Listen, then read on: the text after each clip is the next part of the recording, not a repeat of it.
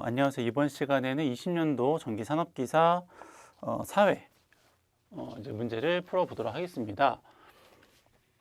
계산 문제, 시퀀스 이제 이런 거 문제 위주로 설명을 해드릴 거고, 암기하시는 문제는 여러분들이 시간을 내셔서 암기를 해주시면 될 것 같아요. 일단은 그림의 전동기 정역 운전이 가능한 이제 시퀀스 그림이고요.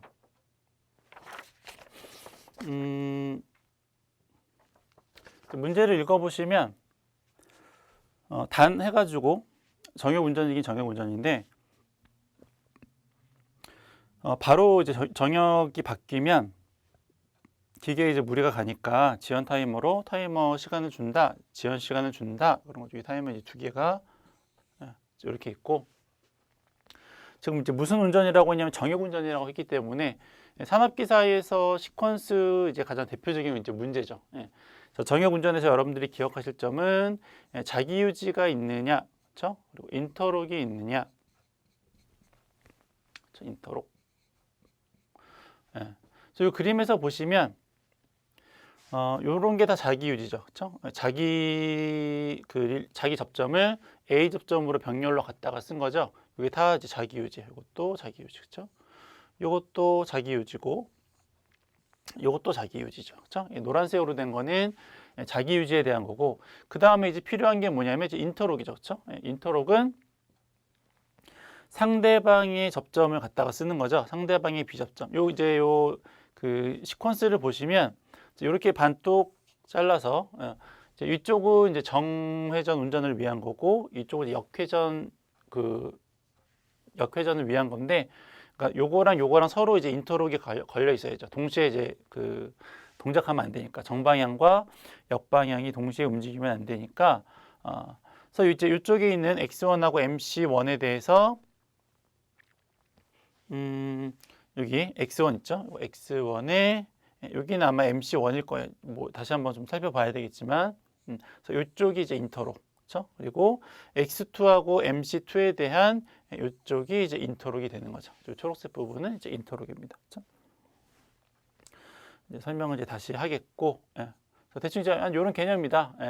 그래서 정역 운전에 대해서는 자기 유지하고 이제 인터록이 꼭 있어야 된다. 그렇죠?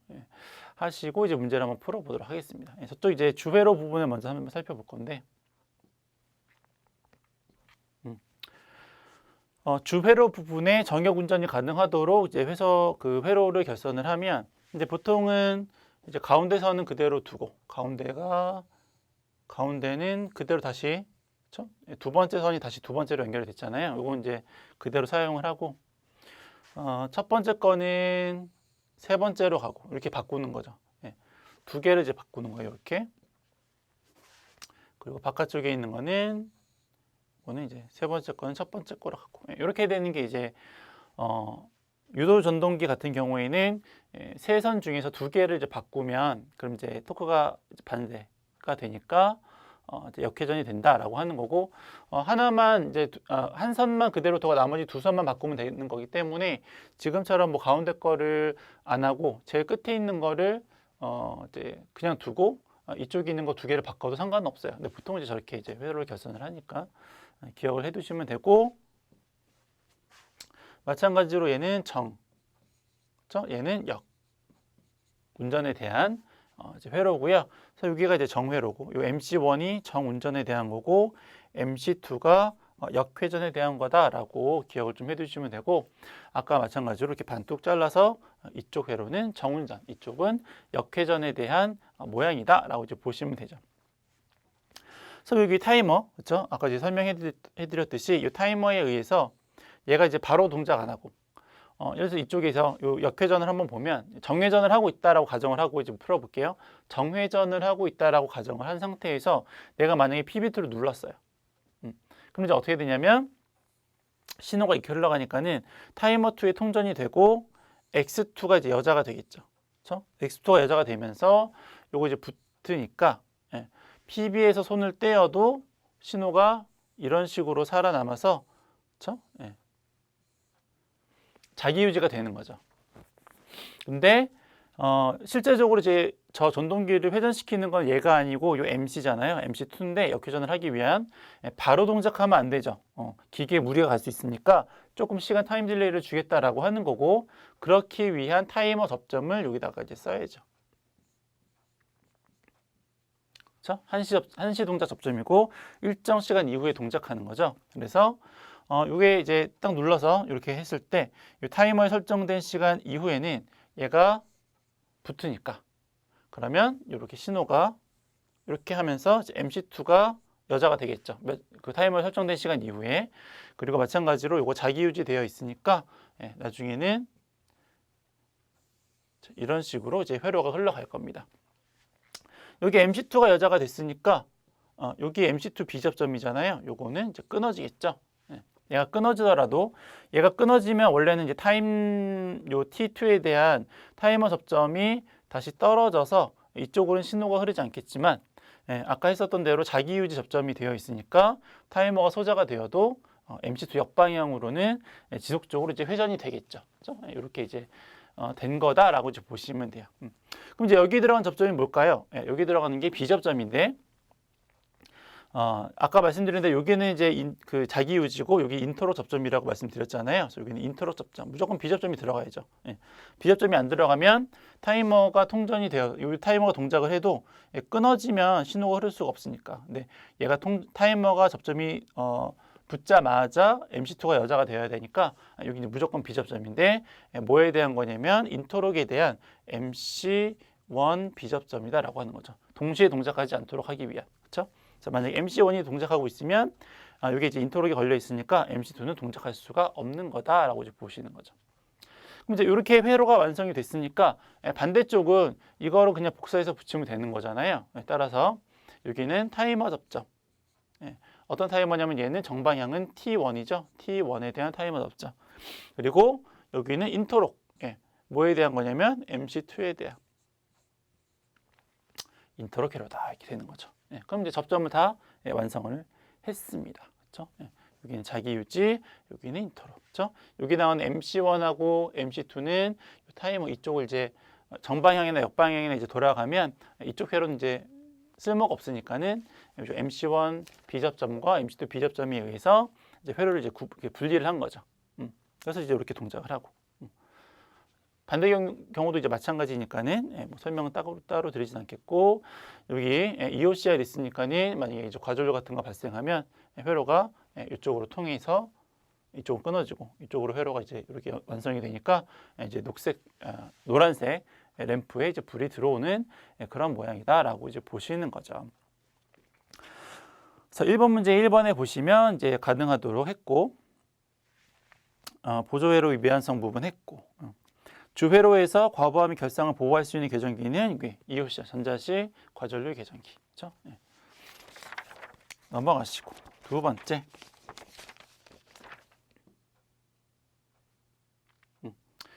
두 번째는 이제 이런 그림인데, 우리가 3로 스위치 두 개를 가지고 두 군데에서 전멸하는 거 아마 이제 이런 그림 많이 연습하셨겠죠. 그렇죠? 이렇게 해가지고 이렇게 해서 이렇게 램프. 요거랑 이제 저거랑 똑같은 거죠. 3로 스위치 두 개를 가지고 이렇게 두 군데에서 전멸할 수 있도록. 그럼 저것도 이제 그렇게 연결하시면 되는 거잖아요. 요 모양대로 연결하시면 되는 거니까. 그러면 요거는 이렇게 연결이 되고, 그렇죠? 요거는 이렇게 연결이 되고, 얘는 이렇게 연결하면 요거는 이제 똑같아지는 거죠. 그렇죠? 그래서 두 군데에서 전멸할 수 있도록 하는 스위치. 그렇죠? 뭐 이제 어려운 내용은 뭐 워낙 또 이제 자주 연습하는 내용들이니까 뭐 특별히 설명은 드리진 않겠고, 그 다음에 3번 문제. 그렇죠? 3번 문제는 요 선로의 단락 용량을 구하십시오라고 하는 문제예요. 요것도 이제 뭐 단락 용량 구하는 것 자체는 요 그림 보니까는 퍼센트 임피던스를 이용해서 이제 구하는 문제 같죠. 그래서 퍼센트 임피던스를 이용한 단락 용량은 퍼센트 임피던스 분의 100의 기준 용량, 그렇죠? 이렇게 이제 계산하시면 되고, 퍼센트 임피던스는 여기 나와 있는데, 여기 보면 요 4%가 병렬로 연결되어 있죠. 똑같은 저항이 병렬로 연결되어 있으면 나누기 2 하면 되는 거니까 요거는 2%가 되겠죠. 합성. 그러면 여기 있는 요 퍼센트 임피던스 값이 얼마라는 거예요? 12 플러스 3 플러스 2니까 17%가 되겠네요. 그렇죠? 그리고 여기에 들어가는 기준 용량은 얼마인가 봤더니 문제에서 요 그림의 퍼센트 임피던스가 10메가볼트 기준으로 한다라고 했으니까 얘는 10. 그렇죠? 해서 계산기 넣으면 답이 나오겠죠. 이게 답이 얼마냐면 58.82메가가 된다. 메가볼트 암페어가 된다더라. 이제 뭐 그런 거죠. 뭐 이런 이제 뭐 공식 하나에다가 바로바로 대입해서 풀 수 있는 문제들은 굉장히 좋죠. 이제 점수를 주려고 내는 문제들이니까 꼭 맞춰주시기를 바랍니다. 단락 전류 구하는 거, 뭐 변압기 용량 구하는 거, 또 뭐 있죠? 뭐 콘덴서 용량 구하는 거, 뭐 이런 것들 있잖아요. 몇 가지 연습을 꼭 잘 해두세요. 4번, 이것도 뭐 그쵸? 이것도 자주 나오는 전동기 용량을 이제 구하시는 문제인데 패턴은 9.8이냐 6.12냐 둘 중에 하나. 그렇죠? 위에가 9.8로 들어가시는 거면 주어지는 이제 문제 조건이 초의 경우 초당 뭐다. 그렇죠? 그리고 분당이다. 분당 얼마다라고 나오면 6.12를 이제 분모에다가 대입을 하시면 되고 이것도 문제를 보시면 양수량 18 세제곱미터 퍼 미니시로 되어 있으니까는 이제 분당에 대한 거죠. 분당. 그렇죠? 그래서 양수 펌프에 대한 용량은 K, Q의 H. 그렇죠? 얼마만큼의 물을 끌어올릴 거냐, 그리고 얼마만큼의 높이의 수조가 있느냐, 이제 그거에 대한 거니까. 그래서 뭐 나머지는 저기다 이제 대입을 하시면 되는 거고. 효율은 얼마인가 봤더니 펌프의 효율은 0.7, 70%라고 했으니까 그렇죠? 그리고 여유는 10%를 준다라고 했으니까 1.1을 대입을 하셔야죠. 100%는 전부고 거기에서 10%를 더 이제 여유를 주는 거니까 양수량은 18 세제곱미터 퍼 미니시라고 했고 양정 높이는 20m다. 그렇죠? 그래서 계산기 누르시면 92.44가 되는 거니까. 그렇죠? 뭐 이런 것도 또 공식 뭐 이렇게 하나에다 이렇게 딱딱 대입해가지고 푸는 문제들은 굉장히 좋은 우리한테는 점수를 얻을 수 있도록 배려를 해주는 문제다라고 보셔야죠. 틀리시면 안 되죠. 실수하시면 안 되고. 5번. 5번은 공장이 3대가 있는데 이제 급수 펌프죠.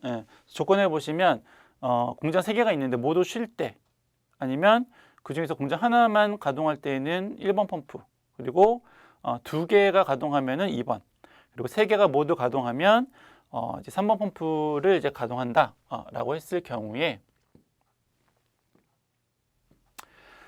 1번 문제를 보시면 위 조건에 해당하는 진리표를 작성하십시오 라고 해서 이게 진리표고 여기서 의미한 바는 A라고 되어 있는 부분은 0이라고 되어 있는 부분은 A, B, C 공장이고 0으로 되어 있는 경우는 B 접점을 의미를 하고요. 1로 되어 있는 거는 이제 A 접점을 의미를 해요. 그래서 회로로 보면 이런 거죠. 여기 A, B, C가 다 0인데 출력이 예를 들어서 하나, 둘, 셋 하고 여기 이제 P1이라는 펌프가 있어요. 예를 들어서. 근데 여기서 0이라고 하는 거는 내가 가동시키지 않았다라는 얘기예요. 가동시키지 않았는데도 펌프에 출력이 발생한다. 그렇죠? 내가 버튼을 누르지 않았는데 접점을 누르지 않았는데도 얘가 여자가 되려면 이쪽은 다 비접점이어야 하죠. 그래야지 전원이 투입이 되는 순간 다 비접점이니까는 전류가 흘러서 P1에 대한 출력이 발생을 하는 거잖아요. 그래서 0은 B접점, 그리고 1로 되어 있는 것은 A접점, 눌러야지만 동작하는 그래서 그런 모양이라고 보시면 돼요. 그렇다고 보면 첫 번째 공장 1번 펌프는 모든 공장이 놀거나 그렇죠? 아니면 그 중에서 공장이 하나만 가동하고 있을 경우에는 1번 펌프를 움직이는 거죠. 그리고 공장 3개 중에서 2개, 그렇죠? 2개를 이제 가동을 하면 그러면 이제 2번 펌프를 가동을 하고 그리고 3개의 공장이 모두 돌아갈 경우에만 이제 세 번째 펌프를 이제 가동을 시키는 거죠. 그렇죠? 예, 그것만. 하나, 둘, 셋, 넷. 하나, 둘, 셋, 넷. 빵이죠. 예. 뿅뿅뿅. 뭐 하나 빠졌네. 뭐 대충. 예. 뭐 책에 있으니까. 예. 요것만 이제 보시면 되죠. 그렇죠? 그래서 이렇게 하나만 가동하거나 다 가동하지 않을 때, 그렇죠? 그리고 두 개의 펌프가 가동할 때, 그렇죠? 그리고 세 개 공장이 다 가동될 때 이렇게 되는 거니까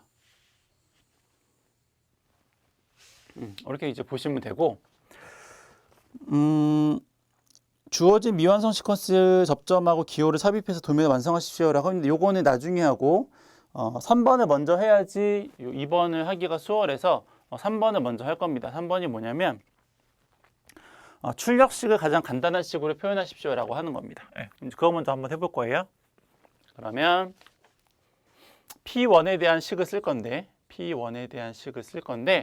아까 말씀드렸다시피 0은 이제 A 그 비접점 A의 부정, 그러니까 여기 부정 씌운 것을 이제 의미를 하고 1은 A 접점을 의미를 합니다. 그러면 이 첫 번째 줄에 대해서는 식을 어떻게 쓸 수 있냐면 A 부정, B 부정, C 부정일 경우에 출력이 발생하는 거죠. 그래서 여기는 A의 부정, B의 부정, C의 부정, 곱하기로 연결되어 있죠. 직렬로 연결되어 있는 거고, 그렇죠? 그렇게 이제 하는 경우가 또 있고, 또 다른 경우는 하나 각 공장별. 공장 하나만 동작했을 경우니까 A는 동작하고 B하고 C는 동작 안 하고, 그렇죠? A는 동작을 안 하고 B만 동작하고 C 공장은 동작 안 하고, 그렇죠? 가동 안 하고. 그리고 마지막으로는 A하고 B는 놀고 C만 일하는 경우, 그렇죠? 그게 다 이제 병렬로 연결된. 이게 이제 P1에 대한 식이죠. 이렇게 P1에 대한 식을 쓰고 요걸 이제 간략화 하셔야 되는데, 얘를 간략화하기에는 요 A 부정, B 부정, C 부정을 한 번씩 더 쓸 겁니다. A 부정, B 부정, C 부정. 또 플러스 A 부정, B 부정, C 부정을 한 번씩 더 쓸 거예요. 이렇게 가능한 이유는 뭐냐면 A 플러스 A는 얼마일까요? A죠. 똑같은 게 하나 있으나 두 개 있으나 세 개 있으나 네 개 있으나 똑같아요. 그래서 여기에 보시면은 요 A 부정, B 부정, C 부정이 있으니까 그거를 두 개 더 쓴다고 해서 달라질 건 없어요. 같은 이제 식에 대한 모양이 되니까. 이렇게 해놓고 두 개씩 묶을 겁니다. 이렇게 하나 묶고, 그리고 이렇게 하나 묶고, 마지막으로 이렇게 또 하나 묶을 거예요. 이렇게 묶으면 어떻게 되느냐? 이렇게 노란색으로 묶은 거를 보면 똑같은 문자가 있죠. 뭐가 똑같냐면 A 부정, B 부정, C 부정이 똑같아요, 그렇죠? 그래서 요거는 식을 이렇게 정리할 수 있어요. B 부정, C 부정. 그럼 남는 게 뭐예요? A 부정하고 A죠. A 부정 플러스 A, 그렇죠? 플러스. 그럼 초록색으로 묶은 거는 뭐가 똑같냐면 A 부정하고 C 부정이 똑같죠. 요것도 A의 부정, C의 부정. 그럼 남는 게 뭐냐면 B만 남죠. B 플러스 B의 부정. 이렇게. 그럼 마지막 세 번째, 요 파란색으로 묶은 부분은 A의 부정, B 부정이 똑같으니까 A의 부정, B 부정으로 묶으면 남는 거는 C 플러스 C의 부정이 되겠네요. 그렇죠? 이렇게 하고 봤더니 A 부정, B 부정, B 부정, B 부정, C의 C 부정은 이게 얼마냐면 1이죠. 얘는 1이에요. 그렇죠? 얘가 왜 1이냐면 접점의 모양으로 보시면 병렬 플러스니까 병렬로 연결된 거잖아요. 그렇죠? 이렇게 이제 병렬로 연결했을 경우에 A 접점이 있고 B 접점이 있다라고 B 접점이 있다라고 이제 가정을 했을 경우에, 그렇죠? B 접점이 똑같은 이름은 똑같은데 하나는 A 접점이고 하나는 B 접점이에요. 이렇게 됐을 때 만약에 내가 A라는 접점을 동작시키지 않으면 그럼 신호가 이렇게 흐르죠. 밑에가 B접점이니까. 내가 만약에 A를 동작시키면 위에가 붙으니까 신호가 이렇게 흘러요. 그러니까 A를 동작시키건 동작시키지 않건 언제나 신호가 흐르니까 그 상태를 우리가 1이다라고 이제 표현을 하는 거죠. 그래서 요거는 다 이렇게 연결돼 있으니까 1이죠. 그럼 결과적으로 남는 것들이 요렇게 이제 남는데, 이 중에서 또 공통적인 부분이 있네요. 여기 보니까 A의 부정이 똑같잖아요. 그럼 요거는 이렇게 쓸 수가 있겠네요. 여기는 요 두 개를 먼저 이렇게 묶을게요. 이렇게 묶으면 A의 부정으로 묶을 수, A의 부정으로 묶을 수 있고, A의 부정으로 묶을 수 있고, 그럼 남는 게 뭐예요? B의 부정 플러스 C의 부정, 그렇죠? 그리고 남는 거 플러스 B의 부정, C의 부정. 그렇죠? 이게 이제 펌프 1번에 대한 논리식을 이제 간략화한 거죠. 그렇죠? 저기가 펌프 1이고, 그럼 펌프 2는, 그렇죠? 펌프 2는 지우고, 펌프 2는 이제 두 개씩이니까, 그렇죠? A 접점이에요. 그럼 A, B, C의 부정 이렇게 되는 거죠. 그러면 A, B의 C의 부정, 두 개를 이제 가동을 하는 거니까, 플러스 여기는 A, B의 부정 C, 그렇죠? 그리고 여기는 A의 부정에 B의 C, 공장 두 개만 가동하는 경우, 그렇죠? 그럼 요것도 이제 묶어볼 건데, 요거는 뭐로 묶는 게 나중에 그림 그릴 때 편하냐면 A로 묶는 게 편하네요. 요거는 A로 묶을게요.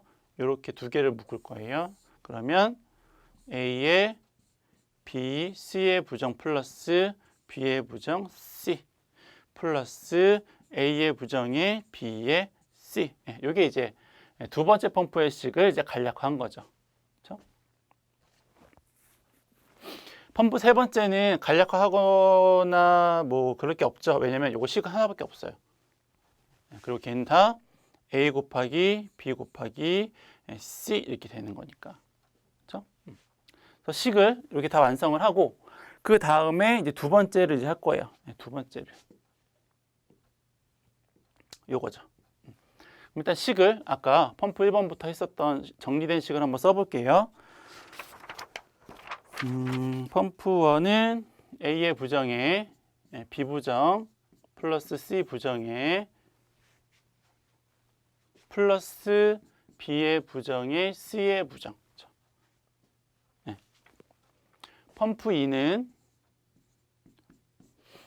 A의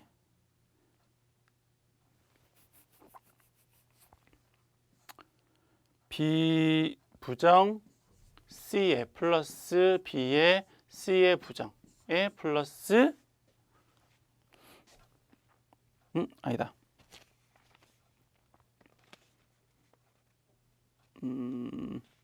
맞죠? A 그거 A의 BC의 B의 C의 A의 부정의 BC. 그리고 3번 펌프는 A, B, C 이렇게 됐어요. 이렇게 아무것도 안 쓰여져 있는 거는 A 접점이고, 이렇게 부정이 들어간 거는 B 접점이에요. 이렇게 곱하기로 연결된 거는 직렬로 연결됐다라고 하는 거고, 이렇게 더하기로 연결된 거는 병렬로 연결이 되어 있다라고 하는 거죠. 그렇죠? 이제 그걸 갖고 이제 문제를 한번 풀어볼 건데, 일단 얘가 제일 쉬우니까 3번 펌프가 제일 쉽죠. A, B, C 직렬로 연결한 거잖아요. 그러니까는 A에 B에 C 끝이죠. 그 다음에 P2 밑에서부터 위로 올라가죠. P2는 이제 어떻게 되냐면 P2는 A의 부정에 C까지 나왔네요. 그렇죠? 그러면 요 P2에서 A의 부정에 C가 나온 부분은 여기죠. 여기는 A니까 A의 부정이 아니잖아요. 그냥 A니까 요거랑은 관련이 없고, 요거 A의 부정에 C. 그러면 A의 부정이 C니까는 그 다음에 마지막 하나는 뭐예요? B죠, B. 이렇게. 그러면 이제 이게 된 거죠. 그렇죠? 이렇게. A, B, A의 부정에 B의 C 이렇게. 그렇죠? 근데 요거 남았네. 요거. 예. A는 있고 예. 요 B 부정 C와 B의 C 부정이 병렬로 연결된 거죠. 근데 여기에 이미 B가 있으니까 예, 그러면 나머지 하나는 C의 부정이겠네요. 그렇죠? C의 부정. 그럼 이제 이쪽은 했으니까 요거 남았죠. B 부정하고 C. 예. 여기는 C의 B 부정 이렇게 되겠네요. 그렇죠? 그럼 이제 요거 하나 남았네요. 예. P1. 여기가 C 부정의 뭐예요? 요거니까. 예, C 부정의 B 부정이죠. 그러면 이제 여기가 남았는데 A 부정으로 묶여져 있고, 그럼 여기는 A겠고, 그렇죠? 예. 여기가 B 부정 더하기 C 부정이니까 C의 부정은 있네요. 그러면 B의 부정 이렇게 되는 거죠. 이렇게 해서 완성을 하는 거예요. 그래서 일단 수식을 완성을 해야지 이제 요 그림 완성할 수가 있으니까 2번하고 3번은 순서를 바꿔서 문제를 푸시는 게 좋죠. 하고 이제 시에 따라서 이제 이렇게 대입해서 푼다.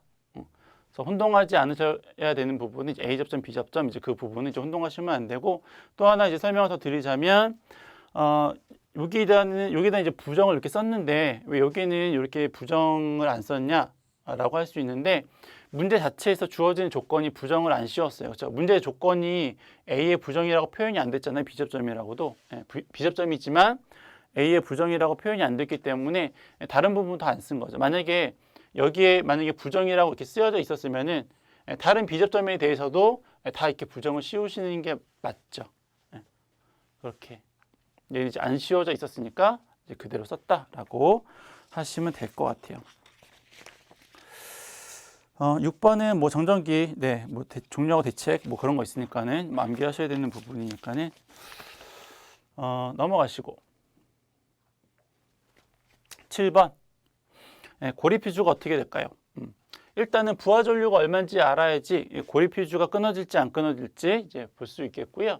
부하를 보시면 부하가 뭐가 있냐면 600W짜리 전기밥솥, 전기다림이 350W, 그리고 텔레비전이 150. 그렇죠? 얘를 이제 전압으로 나누면 되는데 전압은 100V래요. 그러면 부하 전류가 얼마예요? 11A다. 그럼 이 11A가 흘렀을 때 고리피주가 끊어지느냐 끊어지지 않느냐라고 하는 건데, 고리피주가 10A짜리죠. 이제 용단되지 않는 거죠. 밑에 이제 요번에 바뀐 규정이고요. KC 보시면 퓨즈의 용단 특성이라고 나와 있어요. 4A를 초과하고 16A 미만인 경우에 1.5배의 전류가 1시간 동안 흘러도 끊어지면 안 된다라고 하는 거죠. 1.5배. 근데 얘는 1.1배밖에 안 되잖아요. 그러니까는 흘러도 끊어지면 안 되죠. 답은 용단되지 않는다. 이유는 이제 설명하시면 되고. 8번.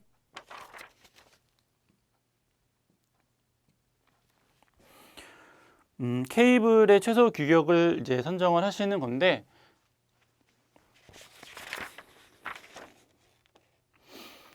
전선의 굵기가 어떻게 될까요? 를 구하시는 건데, 3상 4선식일 경우에 전선의 굵기는 어떻게 구하시냐면 17.8의 LI에 1000의 전압 강하 이제 이렇게 구하시는 거죠. 3상 4선식인 경우에. 그렇죠? 문제에서 조건들을 보시면 길이가 얼마냐면은 배전반에서 50m가 떨어졌으니까 얘가 50. 그렇죠? 전류는 이제 거기에 나오는 부하를 상대로 계산을 하셔야 되고, 전압 강화가 주어지지 않아서 이것도 이제 새로운 규정인데, 그 해설해 보시면은 수용과 설비에서 전압 강화라는 내용이 있죠. 거기에 보시면 저압으로 수전하는 경우, 380V예요. 저압이죠. 저압으로 수전하는 경우 조명이면 3% 전압 강화가. 근데 얘는 이제 전열기구잖아요. 그러니까 얘는 3%가 아니고 기타의 것. 5%를 적용을 한다라고 하시는 거죠. 여기는 5%를 적용을 하는 겁니다. 그렇죠?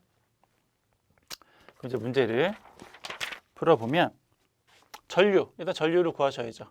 전류는 3상이니까는 루트 3의 V인데 이게 10kW, 10kg니까는 10의 3승, 10kW에 루트 3의 전압은 380이라고 했으니까, 그렇죠? 요거 계산기 넣으면 15.19가 된대요. 15.19 암페어. 그렇죠? 네. 요거를 전류에다가 집어넣으면 되고, 그렇죠? 네. 전압 강화는 이제 5%라고 했는데, 이때 들어가는 요 전압 강화는 상전압에 대한 전압 강화니까, 그렇죠? 예, 여기에 들어가는 2는 220 곱하기 0.05죠. 380에 대한 상전압은 220V니까, 그렇죠? 해서 계산기를 누르면 여기 얼마가 나오냐면 1.23이 나온대요. 1.23이 나오니까 이제 1.5mS짜리를 선정하시면 되고, 하나 더 얘가 이제 3상 4선식일 경우에 얘고, 원래 3상 3선식일 경우는 얘가 30.8의 LI에 1000의 2잖아요. 예. 요때에 요 E3는 성간전압에 대한 거예요. 성간전압은 상전압의 루트 3배죠. 예. 그래서 여기 나오는 30.8 나누기 루트 3을 하면 걔가 17.8이 나와요. 그러니까 이 식이나 이 식이나 똑같아요. 그래서 만약에 얘가 전압이 380인 거를 기준으로 해서 여기에서 구해서 380을 구했으니까 여기도 380에 대한 전압 강화를 구하고 싶으면 식을 30.8을 쓰면 돼요. 그게 아니고 나는 여기 17.8 3상 4선식 요거라고 했으니까 여기에 대한 전압을 상전압으로 대입을 하겠다. 그럼 이제 요거대로 대입을 하시면 되고. 그렇죠? 약간 좀 어쨌든 똑같은 식이에요. 같은 건데 이제 요런 이제 상간전압이냐 뭐 상전압이냐 대입하는 거에 따라서 이제 모양만 조금 달라지는 거니까 참고하시면 될 것 같습니다. 9번은 뭐 감리에 대한 거니까, 그렇죠? 해가지고 뭐 검사해봤는데 뭐 불합격하면 다시 뭐 재시공 해가지고 뭐 보완해가지고 검사 받으면 되는 거니까. 10번.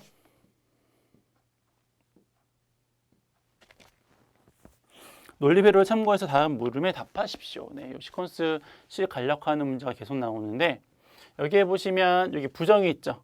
요거는 그러니까 여기는 엔드면 곱하기, 오어면 이제 더하기인데 여기에 처음 요 첫 엔드는 A, B, C가 그냥 다 쭉 연결된 거니까 A 곱하기 B 곱하기 C 이렇게 하시면 되는 거죠.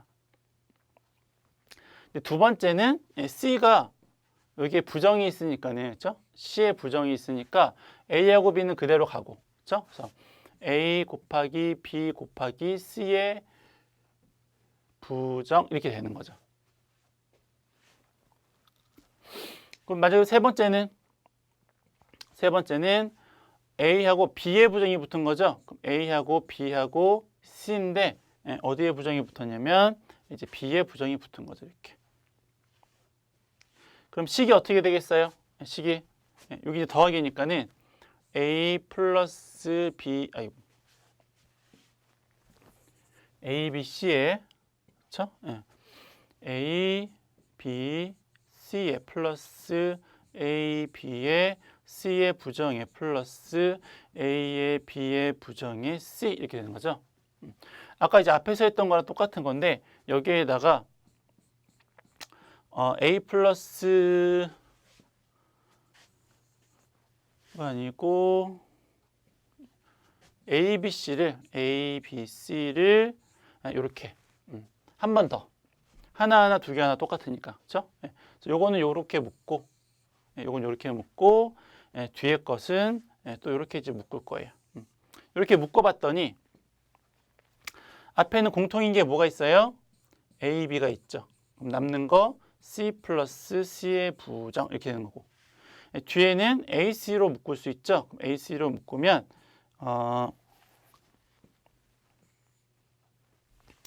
AC로 묶으면 B의 부정에 플러스 B 이렇게 있는 건데, 아까 설명드렸듯이 요거랑 요거는 1이죠. 결과적으로는 AB 플러스 AC가 남는데, 쟤도 A가 공통으로 있으니까 A로 묶으면, 그러면 A로 묶으면 얘는 B 플러스 C가 되겠네요. 그렇죠? A로 묶었으니까. 그럼 요거를 유접점 회로로 바꾸면 어떻게 돼요? 유접점 회로로 바꾸면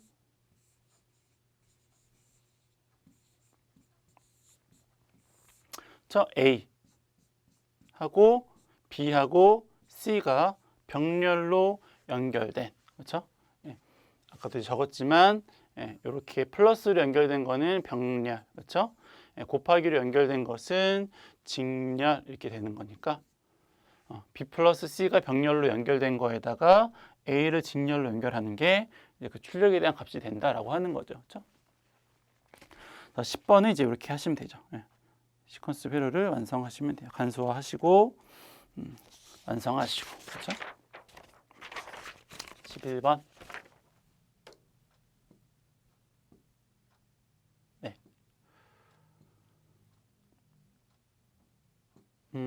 11번은 이제 후크온 메타로 이제 탐지를 하는데요. 그래서 이제 물음에 답하는데 1번. 요렇게 이제 4개의 선을 다 이제 고리에 걸어서 측정했을 경우에 지시값이 얼마일까요? 라고 했는데, 얘는 이제 0을 지시를 하겠죠. 왜냐면 이 후크온 메타라고 하는 게 들어가는 거랑 나가는 전류의 그 차를 가지고 여기 이제 그 전류를 이제 그 보여주는 건데, 여기에서 여기까지의 합이 10A이기 때문에 요거 들어가는 게 10, 나오는 게 10, 그러니까 이제 0A가 되는 거죠. 요게 왜 10인가 하는 거는 벡터적인 합이기 때문에 그래요. 벡터적인 합이 여기에 120 이동차, 120 이상차, 120 이상차 해가지고 벡터적으로 이제 그림을 그리면 요 합이 이제 10이 나오죠. 근데 그건 제가 이제 그림을 여기서 막 그려도 어차피 좀 약간 삐뚤어져 그리기 때문에 그냥 요거 30, 30, 40에 대한 벡터적인 합이 10이다 라고 하는 거 그냥 기억을 좀 해두세요. 그래서 이게 10A가 나오고, 그러니까는 요거는 이제 어떻게 기억하시냐면은 얘를 그 계산을 해가지고 이걸 계산했더니 10이냐 아니냐 이걸 따지는 게 아니에요. 여기에 부하가 지금 불평형으로 걸려 있잖아요. 그러니까 평형으로 걸려 있으면은 당연히 요 그 후크온 메타의 전류가 측정이 안 되겠지만, 불평형으로 걸려 있다라고 할지라도 지락 고장이 아닌 이상 이 후크온 메타에는 전류가 0으로 표시가 된다라고 보시면 돼요. 왜냐하면 얘는 들어가는 전류하고 나가는 전류의 합이 같게 그 표현이 되는데, 요 세 개의 벡터적인 합이 요 중성선으로 돌아가는 전류 값이기 때문에 이걸 계산한다, 계산하지 않는다라고 하는 게 아니라 불평형일지라도 어쨌거나 여기 4개의 선을 다 묶으면 그러면 들어가는 거나 나가는 전류에 대한 값이 같아지기 때문에 지시값이 0으로 된다라고 하는 거예요. 그러니까 고장이 나지 않으면 평형이든 불평형이든 상관없다. 무조건 0이다 라고 이제 보시면 돼요. 이게 1번이고, 두 번째, G점에서 3A가 누전이 됐대요. 그 경우에 이제 측정을 이제 그렇게 했다면 전류값은 얼마고 그 K지점, 그 후반 이제 부하, 누전이 일어난 그 이후에 K지점이라는 곳의 검출률은 어떻게 되어 있을까 라고 하는 건데,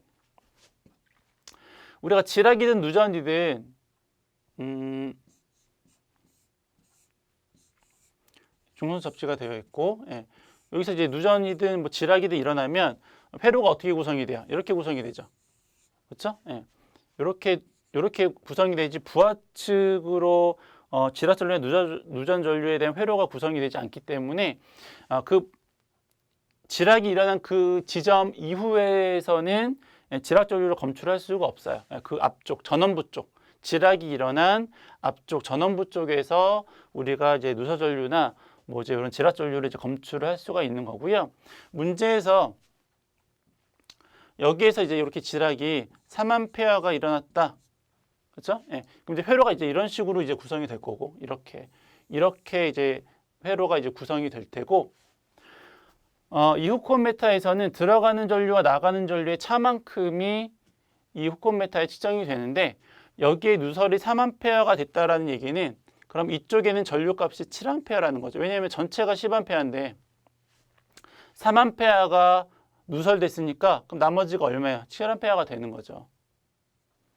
그렇죠? 그래서 그 차만큼이 여기에 표현이 되니까 원래는 10인데 7이니까 그럼 얼마만큼 차이가 발생해요? 3만큼 차이가 발생하죠. 그러니까 3만큼 이제 표현이 되는 거죠.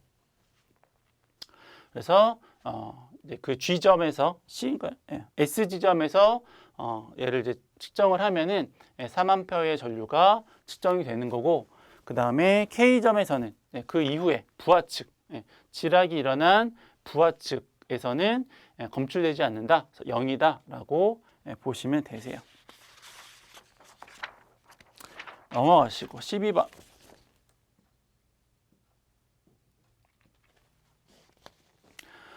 캐패시터 하나의 정전 용량이 얼마일까요? 델타로 접속했다. 정전 용량 델타로 결선하는 경우랑 Y로 결선하는 경우, 그렇죠? 얘는 3배의 오메가 C V 2의 제곱이고, 그렇죠? 얘는 오메가 C V의 제곱이죠. 여기 이제 상전압으로 바뀌면 그 나누기 이제 루트 3이 돼가지고 루트 3하고 제곱한 거 요 앞에 3하고 날라가서 이제 V만 남는 거니까. 그렇죠? 그래서 이제 요건 요렇게 뭐 요식은 뭐 필기 때도 이제 많이 하셨을 테니까는. 근데 우리는 이제 요거를 델타 결선이라고 했으니까는 이제 여기에다가 이제 식을 대입을 할 거고, 오메가는 2파이F니까, 그렇죠? 3 곱하기 2파이F의 C의 2의 제곱. 문제에서는 얘가 얼마냐, 그렇죠? 그러면 따라서 C는 6이니까는 6파이의 주파수의 2의 제곱에다가 Q. 그렇죠? 이게 얼마라고 했냐면 델타 결선을 했을 경우에 60kVA가 되도록 한대요. 60kVA가 되도록 한다. 10의 3승을 하시죠. 곱하기 10의 3승 킬로니까, 그렇죠? 주파수는 얼마냐면 60Hz. 그렇죠? 전압은 얼마라고 했냐면, 전압이 어디 갔어요? 3300. 그렇죠? 성간 전압이 3300이긴 한데 델타 결선의 경우에는 성간 전압이나 상전압이나 똑같으니까. 그래서 계산기로 누르면 요거 하나에 대한 값이 마이크로 물어봤네요. 마이크로. 그러면 단위를 10의 마이너스 6승을 해야지 이제 마이크로가 되는 거죠. 그러면 4.87 마이크로 페럿이 답이다. 그렇죠? 이제 필기 문제였으니까는 이렇게 실기에서 필기 문제도 종종 나와요. 최근에는. 그래서 연습 기억을 좀 해두셔야 됩니다. 요 뭐 기기 쪽하고 전력 뭐 이런 쪽에 관련된 문제들은 나오니까 기억을 좀 해두시고. 13번. 50으로 설계된 50A로 설계된 50Hz로 설계된 유도 전동기를 이제 60Hz에서 쓰는 거죠. 어떻게 될까요? 라고 하는 거예요. 그렇죠? 주파수를 이제 올려서 썼을 경우에 일단 무부하 전류는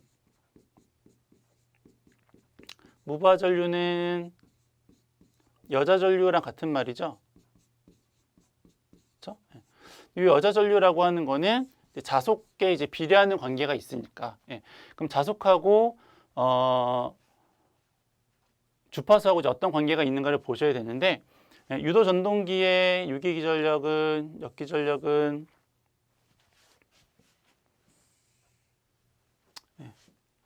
유기되는 전압은 4.44에다가 권선계수에다가 권선수에다가 주파수에다가 자속, 이제 이렇게 이제 구하죠.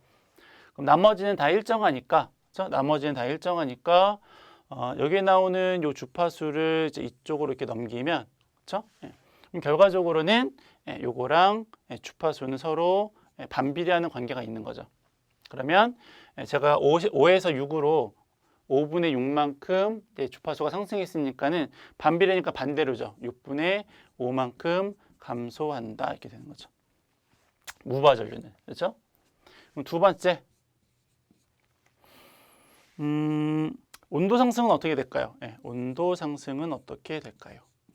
온도 상승은 이제 손실에 따른 손실에 따라서 발생하는 열에 대한 이제 온도 상승에 대한 내용이라고 보시면 되고요. 전압이 일정하기 때문에 히스테리시스 손만 고려를 하시면 되는데 히스테리시스 손이 주파수의 최대 자속의 1.6배 혹은 2배가 되는데 재료에 따라서 결과적으로 요 자속이라고 하는 거는 요거랑 밀접한 관계가 있기 때문에 그렇죠? 예, 요거 대신에 주파수 분의 1의 제곱을 이렇게 해서 대입이 되면 날아가니까는 결과적으로 얘도 주파수하고 반비례하는 관계가 있는 거죠. 예, 그래서 온도 상승도 6분의 5만큼 이제 감소한다 이렇게 되는 거죠.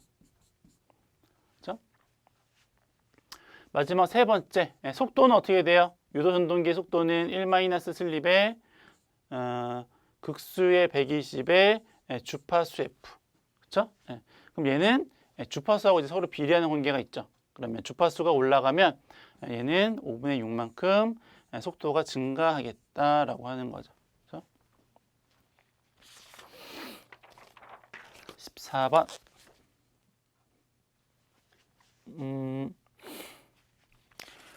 네, 테이블 앤 스펙이고요. 뭐 이런 이제 공장에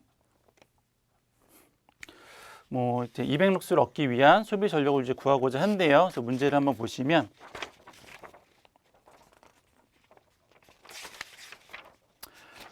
첫 번째 문제가 광원의 높이가 얼마일까요? 라고 했는데 그렇죠? 광원의 높이가 얼마일까요? 라고 했는데 조건해 보시면 첫 번째 천장과 변면의 반사율 30%고 두 번째 광원의 천장 면하 1m에 부착한대요. 광원은 천장이 있으면 거기서 1m 거리만큼 여기다가 이제 광원을 설치를 하고 천장의 높이는 전체가 이제 9m다. 그렇죠? 그러면 광원의 높이는 얼마예요? 여기서부터 여기까지가 광원의 높이인 거죠. 여기서부터 여기까지 8m.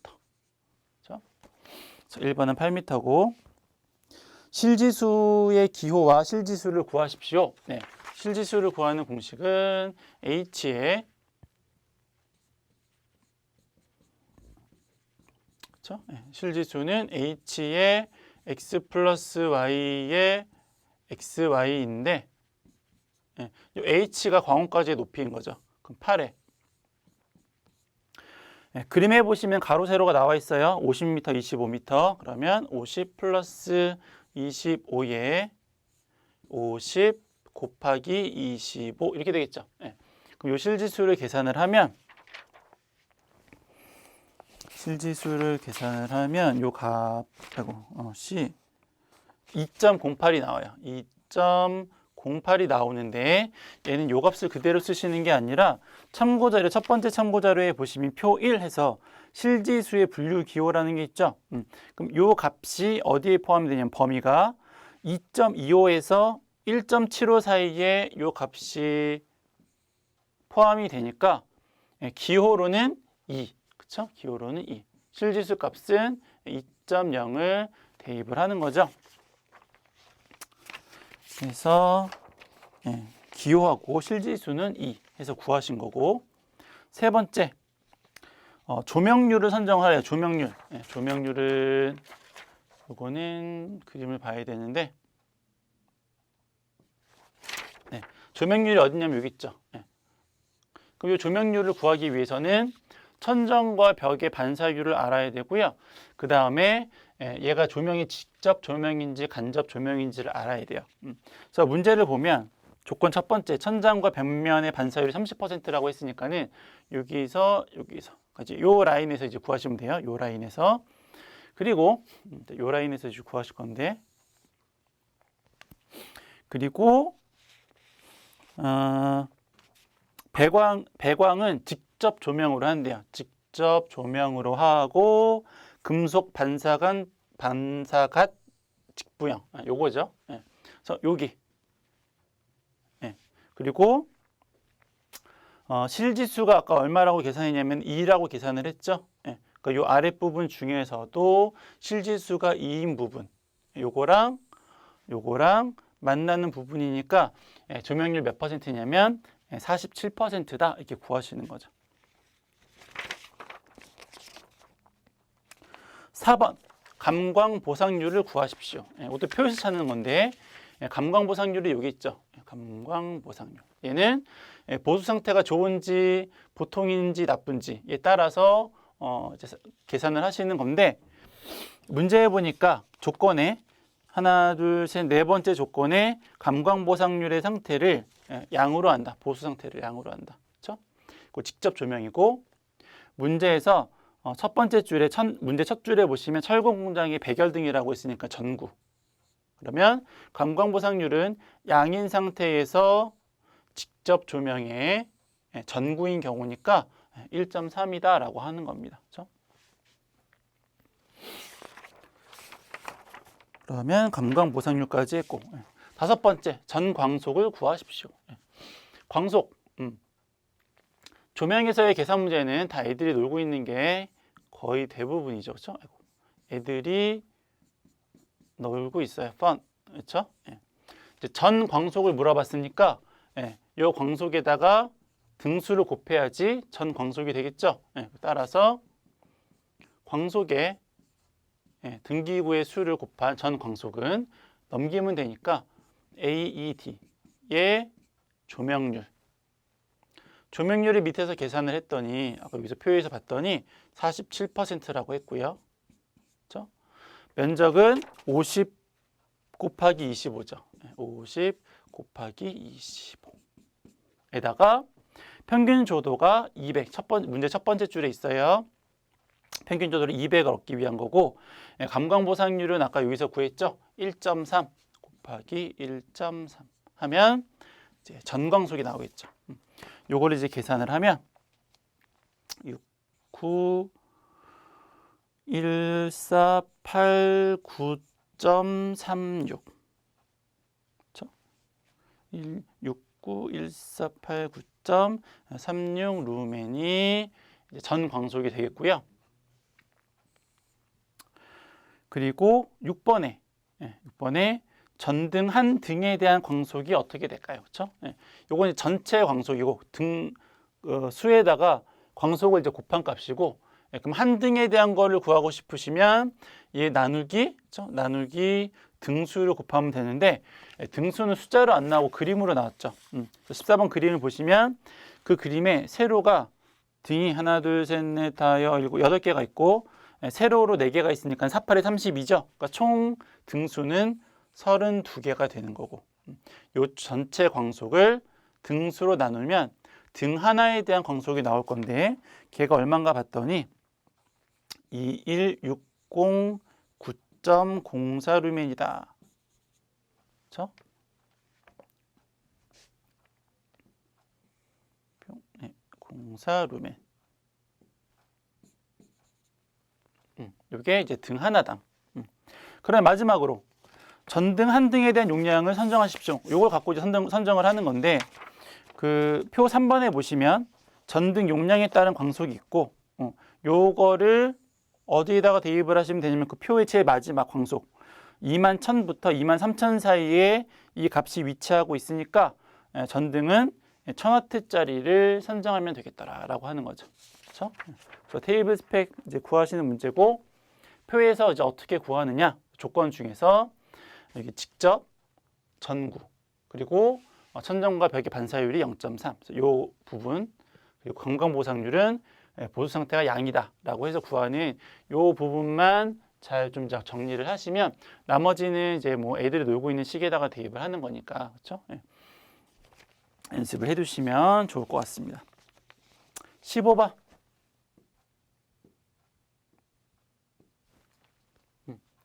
15번은 역류를 개선했을 경우에 추가적으로 공급 가능한 용량을 이제 물어봤는데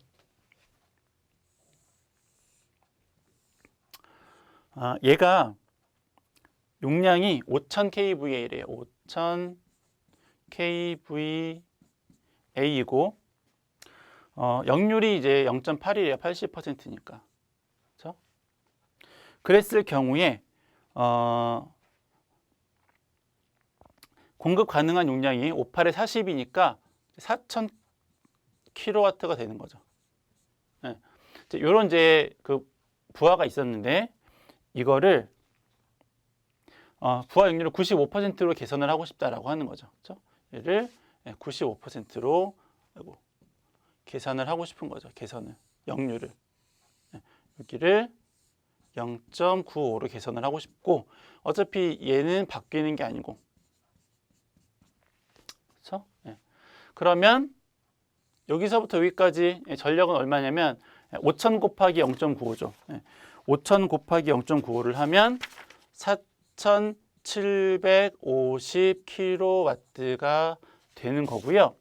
문제에서 0.8이었을 때보다 0.9로 개선을 하면 얼마만큼 더 부하를 추가 공급을 할 수 있겠습니까? 라고 하는 건데 그럼 요만큼 더 추가 공급을 할 수 있는 거잖아요. 요만큼은 4750에서 4000을 뺀 값이니까는 750kW만큼 부하를 더 걸 수가 있겠다라고 하는 겁니다. 그렇죠?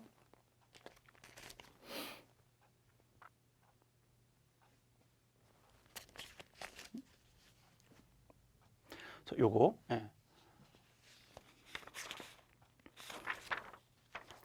16번은 피조면의 위치에 따라서 법선, 수평면, 수직면 조도가 있는 거죠. 이것도 이제 조명은 이제 삼각형이 많이 나오니까 그렇죠? 여기 광원이 있고, 그렇죠? 광원이 있고 여기 세타 값이고. 그래서 요 그 광원과 수직면으로 있는 게 법선 조도죠, 그렇죠? 얘가 법선 조도고, 그렇죠? 수직한 면을 비추는 게 수직면 조도고. 그리고 수평한 면을 비추는 게 수평면 조도죠. 그렇죠? 그게 세 개가 있는 거고.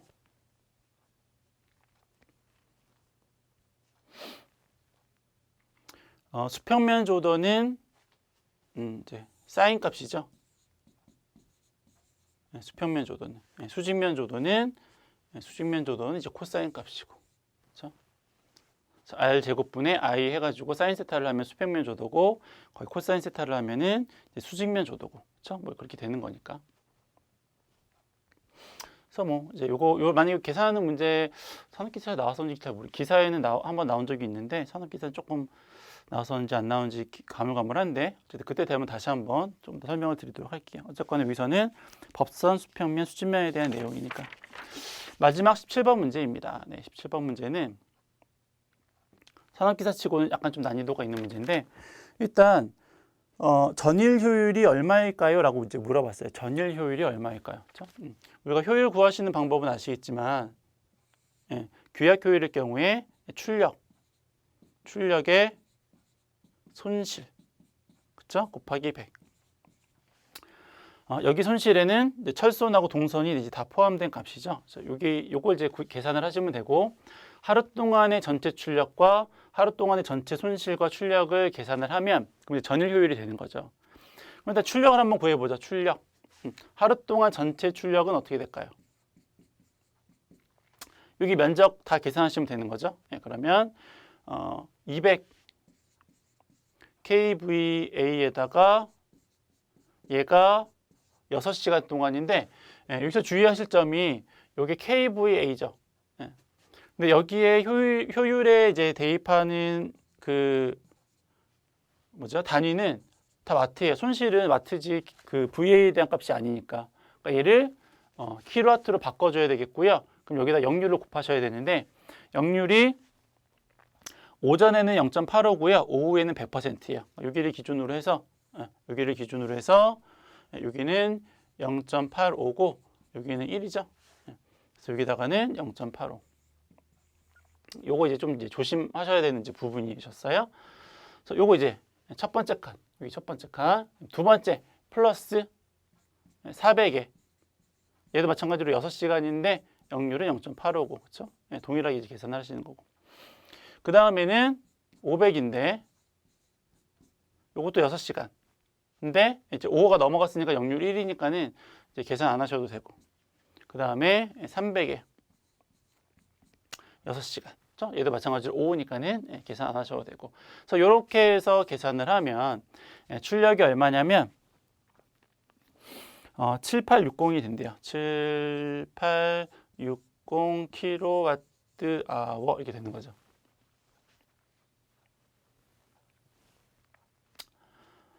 그럼 손실은 됐고 이제 출력은 됐고 손실. 손실은 철손이 있고 이제 동손이 있는데 철손을 먼저 계산을 하면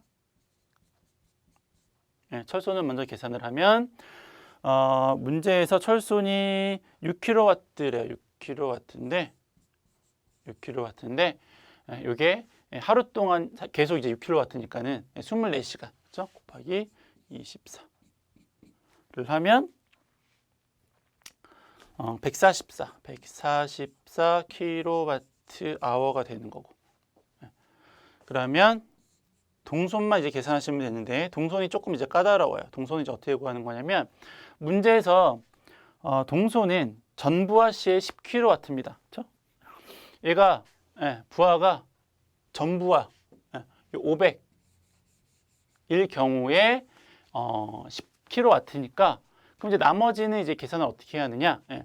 요 부하는 이제 전류하고 비례하는 관계가 있고 손실은 그 전류의 제곱에 비례하는 관계가 있죠. 동손이라고 하는 거 우리가 I-의 R로 구하시는 거잖아요. 3상일 때는 이제 곱하기 3을 하지만 얘가 단상, 삼상 뭐 이런 얘기가 나온 거 아니니까 어쨌거나 I-의 R인데 이 부하라고 하는 거는 전류하고 비례하죠. 그렇죠? VA니까 볼트암페어니까는 전압 곱하기 전류니까. 그렇죠? 근데 손실은 그 제곱에 비례하는 관계가 있으니까 얘가 500일 경우에 10이라면 식을 이제 이렇게 세우는 거죠. 500일 경우에 10이라면 200일 경우는 그거의 제곱에 비례하도록 손실이 발생을 한다라고 하는 거죠. 그렇죠? 그래서 500분의 500이면은 10 그대로 나오는 거고, 그렇죠? 500분의 200이면은 이제 그 값 5, 4, 20이니까는 4, 4, 16에 대한 값이 이제 되는 거죠. 요게 이제 동손이 되는 거죠. 그렇죠? 요 구하는 방법.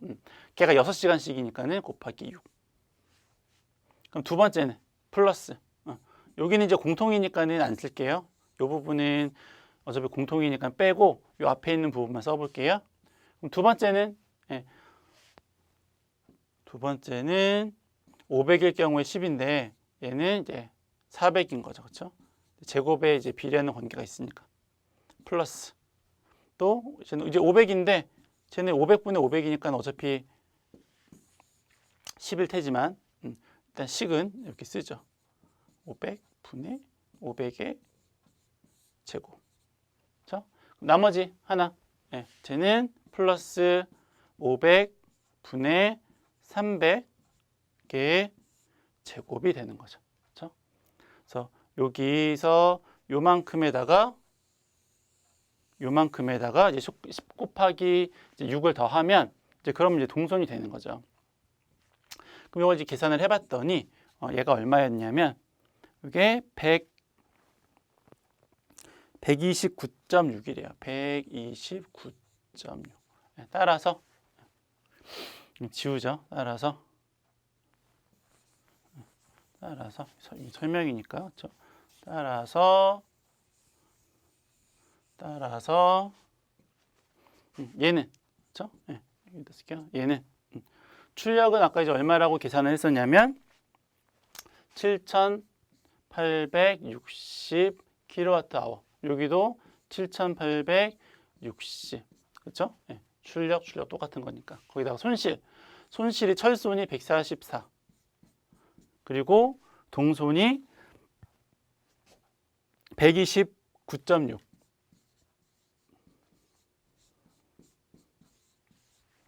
이렇게 하면은 이제 하루 동안의 전체 효율이 되는 거고요. 이거 계산하시면은 96.64가 나온다라고 합니다. 그래서 아까 여기 손실 계산하시는 거, 부하 P, KVA면 VA든 KVA든 얘는 전류하고 비례하는 관계가 있고 얘는 손실은 전류의